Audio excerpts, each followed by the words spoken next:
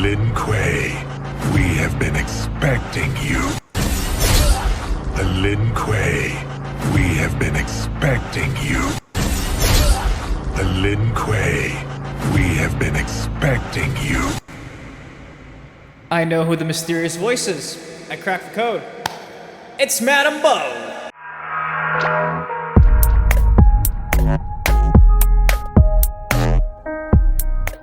Yo, what's up? It's your boy Dynasty back again with another MK1, MK1 video because, well, you guys do know, back in the beginning of July, which is crazy to think this is over 2 months now.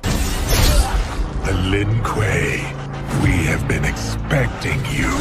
We heard this mysterious voice in the Lin Kuei trailer that says, "The Lin Kuei, I have been expecting you." And at the time, many, including myself, thought that this was more than likely Shao Kahn.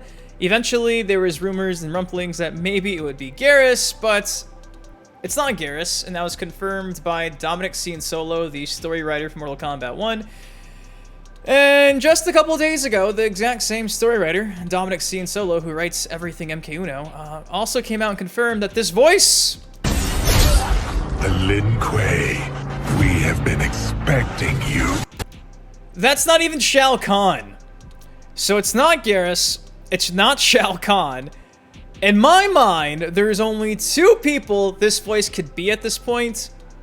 One is Ermac, and the other one is Reiko, and even then, I don't even know entirely if that's true. So we're about to break this stuff down today, and also, speaking of Dominic Solo, he did an interview with the guys over at IGN, where he discussed character development in the story mode plot, where he pretty much all but confirmed that Scorpion and Sub-Zero are going to become rivals yet again, despite being brothers. It's been teased time and time again in character intros and cutscenes you've seen from the trailers, but he pretty much spilled the beans and confirmed that the rivalry is not going anywhere, and though they start both in the Lin Kuei, like the screenshot from a couple days ago suggests, the Shira Ryu's probably coming back along with Smoke and Kuai Liang, not Hanzo, leading the way, and it seems like Tanya is not evil in this timeline, like, at all. Tanya is completely a good guy, which is probably bittersweet for those who like Tanya being bad. So yeah, Dominic Solo talking a lot about MK1. We're gonna break it all down. If you're excited for that, take 1 second, drop a like on this video, subscribe to some more MK1 content like this if you haven't, because if you haven't, what are you doing? I drop uploads every single day. Want to say though, thank you all for always coming back and dropping the love and support on the videos. And without further ado, well, let's Lin Kuei, we have been expecting you. Let's break this stuff down and let's get into it. Okay, so around 4 or 5 weeks ago, we last talked about this mysterious voice in the Lin Kuei trailer, and that was the confirmation we got from Dom, where he mentions this right here. You did not hear Garrus in the Lin Kuei trailer. That was someone else. And essentially, he echoed the exact same sentiment this time when asked if that voice was Shao Kahn. Just a couple days ago, somebody came out and said, "Dominic, is that Shao's voice we heard in the Lin Kuei trailer?" And to that, Dom said no. Nothing more and nothing less. Now, I gotta keep it a buck. I thought it was gonna be Shao Kahn from the jump, but with him confirming it's not Shao Kahn, I think it's kind of funny because it's kind of blatantly obvious who the voice is. I think the voice is, again, either Reiko or Ermac, but the voice that we hear from Reiko in the San Diego Comic-Con clips doesn't sound like that voice, which again leads me to think it's probably Ermac. And I say it's probably Ermac because obviously the big clue is we have been expecting you.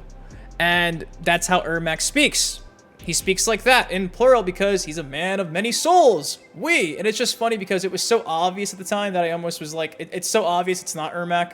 It can't be Ermac, but it's probably Ermac. And another reason why to believe it's Ermac is because I think it's essentially been all but confirmed at this point that you get to battle Ermac in the Mortal Kombat 1 story mode that was kind of referenced in an intro with Kenshi a couple days ago. I believe I talked about this yesterday, but there's actually an intro dialogue between Kitana and Kenshi that goes, "There are outworld souls inside Sento," and the next to that, Kenshi says, "Taken from Ermac during our battle."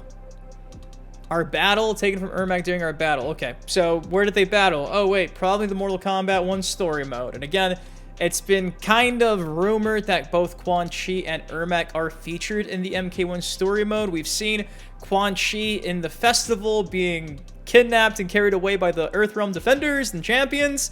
So we know that Quan Chi, at least out of the 2 DLC characters, is featured in the story. Safe to say Ermac, again, probably will be too. The whole rumor was that both Quan Chi and Ermac were meant to be on the base roster, but they got pushed to the Combat Pack DLC, so that would explain why they're featured in the game's main story, but, you know, featured as DLC after the fact. And if we look at the entire roster so far, who else could it be?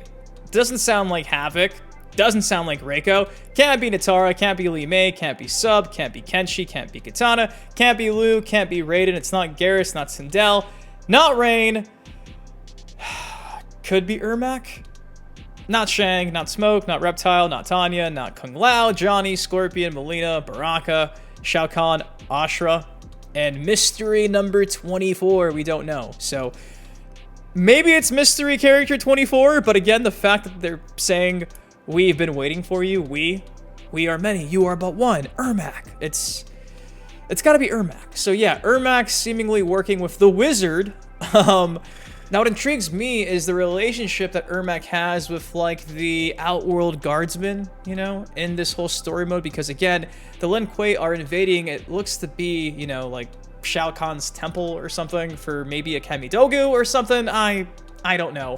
But for some reason, Ermac is waiting for the Lin Kuei. They're expecting it. It's like an ambush, and we see in that same trailer Rain as well, and we do know Rain is working underneath the command of General Shao. Obviously, Shao is working for Sindel.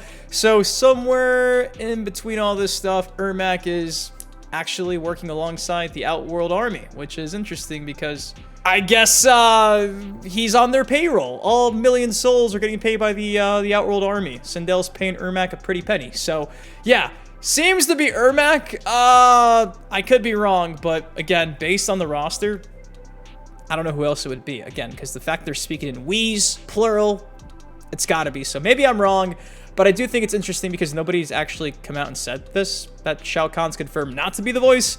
So who's the mystery voice? Again, probably Ermac. We'll just keep asking Dom, and maybe when Ermac gets revealed, the voice will be the exact same, and it'll just be a clear-cut indicator that we were right all along. Right, guys? We always thought it was Ermac. I said it was an IGN article, but it's actually a comicbook.com article, so my bad on that one. I will have it linked in the description down below, though. It's dubbed Mortal Kombat 1 Story and Voiceover Director Dominic seen solo on MK1's big reboots. They kick things off by saying Mortal Kombat 1 is taking a lot of pre-established elements of the series and turning them on their head. What was it like to take all of these elements and recontextualize them in new ways? To that, Dom says, at the end of Mortal Kombat 11, we had started back over again, we had the opportunity to reboot and had a chance to really think about it. We've been telling stories in the same vein over the last 30 years. Well, Mortal Kombat has, not you, Dom. Let's find a new way to go at it. The initial question was, this is Liu Kang's universe. What would he do with it? From there, we explored how hard of a reboot this would be. One of the things that Mortal Kombat co-creator Ed Boon is really wonderful at is understanding the line between what has to be familiar versus what has to be novel. Finding that sweet spot so that fans don't feel left behind, but they're excited about what's coming.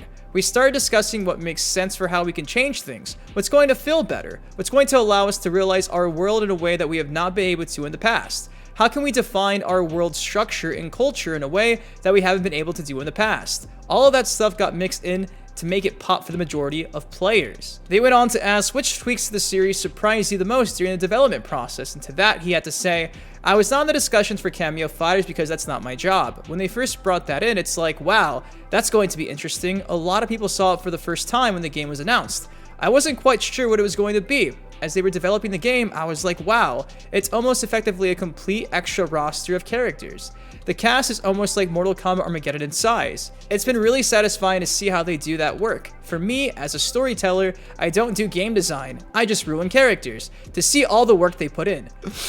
When certain people fan out over the writing of Mortal Kombat, I freak out over the design of it. How do you guys think of this? It is completely foreign to me. It's really exciting to see the work they've done and to see people respond to it. Comicbook.com goes on to say, what's the process of working with the design team to solidify the roster? Is that a back and forth collaboration, or do you get a cast of characters from them that you work out on your end? The whole roster, whether it's cameo fighters or the main roster, Ed always starts with a group of characters that he wants to do. Then he talks to me. What would you want for the story? Who do you think we can make really cool this time around? Hopefully that Venn diagram is just a circle. Sometimes it's not. So we have to negotiate and figure out which hills we need to die on. It's a collaborative process, it's a negotiation. In the end, things work out. For me, if there's a character that Ed and the rest of the team really want to do, but it isn't the most organic choice for the story, I have to find a way to bring them in and make it work. I'm gonna just keep reading. Obviously, with the reboot, that makes certain things easier. I can tweak some details to make things smoother than they might otherwise be. It's a balance. Comicbook.com goes on to say, Liu Kang stepping into the deity role is an interesting development for the series. He now has all the power, but is bringing a sense of restraint and responsibility to it. What excited you about playing with Liu Kang in this way? If you're going to invest godly power into someone, you want it to be a guy like Liu Kang. You know he's going to approach that task with humility and humbleness. He's going to try to do his best. He's not going to force a ton on other folks. Part of what we see over the course of the story is him dealing with the challenges of being this leader. How does he guide without being an overlord or a tyrant? It's pretty clear over the course of the story that, as Kronika discovered in the last game, he is not all-powerful. It's what he says in setting the stage for the story. I can only set this up. What happens, it's up to you. Now, this is where he starts talking about, like, the character relationships that we were, alluding to in the beginning of the video. The new timeline introduces plenty of big changes. I'm still reeling from Scorpion and Sub-Zero starting out on the same side. Given all the changes to the timeline, what were your personal lines of making tweaks and changes to the established story and character ideas? Dom says it's a combination of factors. If we're tweaking something, it has to make sense for where the character's been. That way, it doesn't feel horribly different from what happened before. It sort of fits with what's going on. Part of that also has to be what is going to give us the most storytelling mileage. Even the change in Scorpion and Sub-Zero, we see them on the same side here, but it's pretty clear that there are going to be issues developing between them. Dun dun dun! But we gotta start them in a place where they can grow into that. Dun dun dun! As opposed to just simply dropping in where they have this conflict. It's a lot of different factors. Some of the characters are relatively close to what they were before. Other characters are fairly different. Dun dun dun! Tanya is probably the most different, which, depending on who you ask, is either a good or a bad thing. But that was a function of having this be Liu Kang's universe. What would he do? Tanya was pretty nasty to him. He's probably going to try and tweak that a lot. Look at Shang Tsung. He starts out the game in a very different way. With Shang Tsung and some of the other characters, Liu Kang could have just gotten rid of those folks when he remade the universe. But he's going to try to not just get rid of them. He's got to try to figure out a way to make it work. So a solution for Shang Tsung was to not make him a sorcerer. But we see that the fundamentals of who Shang Tsung is, he's not that different. He's still a schemer. He's still trying to make things work out for him. He feels aggrieved because he's stuck selling fake magic. Then this stranger comes and says, hey, these feelings you've been having about being destined for more, you're right, I'm going to help you get there. You can see the way Shang Tsung would take that and run with it. You notice how he says this stranger, right? Says this stranger. Meanwhile, up here he mentions, as Kronika discovered in the last game. So Dom, paragraphs above will mention Kronika, but paragraphs under is calling what appears to be Kronika a stranger. So if you needed more proof that this is not Kronika, but Damashi, aka the Dragon King, there you go. The article closes with, given the freedom you and the whole team had to play with this deep toy box of characters, who were the most fun to tweak and experiment with? It's a really hard call. I love the things we were able to do with this game, whether it's how we tweaked Sub-Zero, Scorpion's relationship, or how we inverted the dynamic between Melina and Katana. Who the hell is Katana? Who the hell is Katana? I mean, obviously, we played with Johnny Cage. He's not quite the same as you've seen him before. There's just a lot of stuff. Every character has beats, and it was a ton of fun to get to the best of everybody. So, again, this article right here, loaded. Loaded! Tanya's different. Sub and Scorpion hate each other. Lin Kuei, we have been expecting you.